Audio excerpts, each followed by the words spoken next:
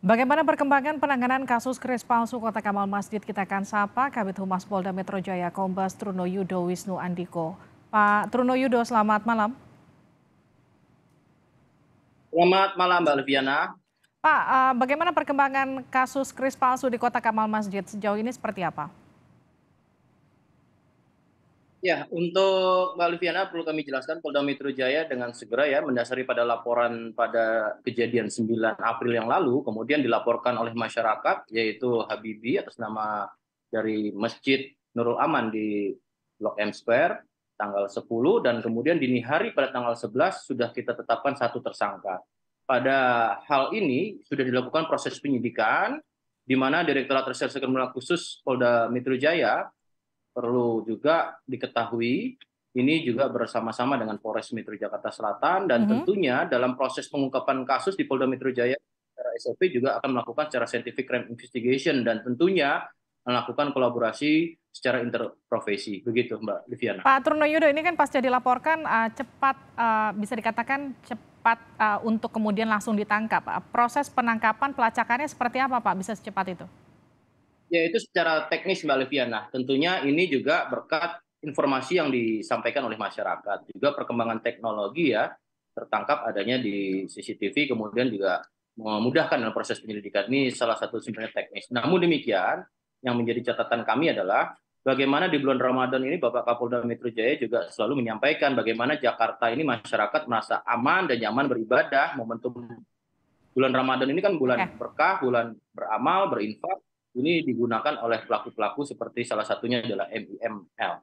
Nah kan penangkapannya cepat, apakah kemudian juga proses penyidikannya juga jadi cepat untuk mengetahui apakah dia memang beraksi seorang diri ataukah justru ada orang lain yang ikut membantu? Karena kan datanya 38 masjid paling tidak.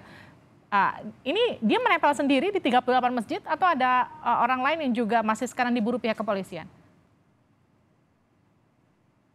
Ya, proses awal dari penyelidikan sampai dengan penyidikan artinya di proses penangkapan ya sampai dengan penetapan tersangka betul dengan segera. Namun mekanisme secara profesional, prosedur dan proporsional tentu ada aturan-aturan KUHAP yang mengatur ya Mbak Liviana. Tentunya proses penyidikan ini kan belum selesai, sustainable ya masih berkelanjutan. Kita juga tadi saya sampaikan akan berkolaborasi interprofesi. Di sini juga ada dari satu lembaga stakeholder ya untuk bagaimana mekanisme kris ini didapatkan. Sedangkan tersangka ini mendapatkannya kris melalui aplikasi di UTAP dan juga di pulsa bayar yang diregistrasi atas nama dia, kemudian juga diregistrasi dan nomor rekening milik tersangka. Tentu ini juga dari perbankan kita akan lakukan kolaborasi Mbak Liviana dan tentunya kita sama-sama masih menunggu kalau kami yakinkan penyidik masih melakukan pekerjaan ini berkesinambungan dan tentu prosedur dan proporsional. Dari 38 masjid yang ditempeli kris palsu ini, pemilihannya secara acak atau memang ada kriteria tertentu?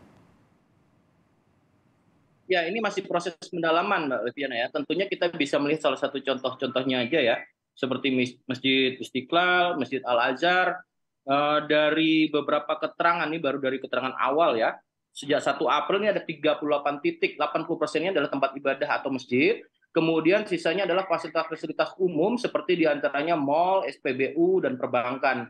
Tentu ini masih pendalaman, karena juga masih di kita sita barang bukti yang ada bendel, stiker yang sudah ada krisnya yang tentunya ini akan memperluas akses pelaku kejahatannya, begitu Mbak Liviana. Oke, tapi sejauh ini Pak Trunoyudo ada nggak informasi berapa dana yang berhasil dikumpulkan pelaku dan kemana kemudian lari uang yang dikumpulkan? Ya, tadi kami sampaikan dalam kris yang diregistrasi oleh pelaku kan ada 3 nomor rekening. Tentu kita akan kolaborasi dengan pihak perbankan. Disinilah nanti kita akan melakukan analisis sejak kapan dilakukan dan siapa yang menjadi korban, kemudian juga berapa jumlahnya. Ini kita tunggu. Maka kita lakukan secara proporsional, prosedural, Mbak Liviana. Penyidik tentunya masih melakukan penyidikan berkesinambungan. Oke, tadi kan sempat Anda juga sampaikan bahwa maraknya penipuan di momentum bulan Ramadan ini kemudian jadi juga perhatian Pak Kapolda.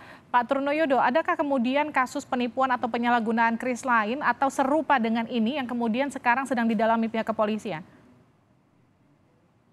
Ya, sejauh ini mendasari pada informasi, kemudian laporan, ya, proses penyelidikan, yang kita dapati pada fenomena penipuan ataupun mengganti kris yang sesuai menjadi seolah-olah adalah yang sesuai otentik atau otentik ya. Ini masih didalami pada proses kasus yang informasinya adalah tentang adanya manipulasi data elektronik melalui kris. Jadi kasus ini baru ditangani saat ini, Mbak Livina. Baik, terima kasih Kombes Truno Yudo telah bergabung bersama kami di Sapa Indonesia Malam.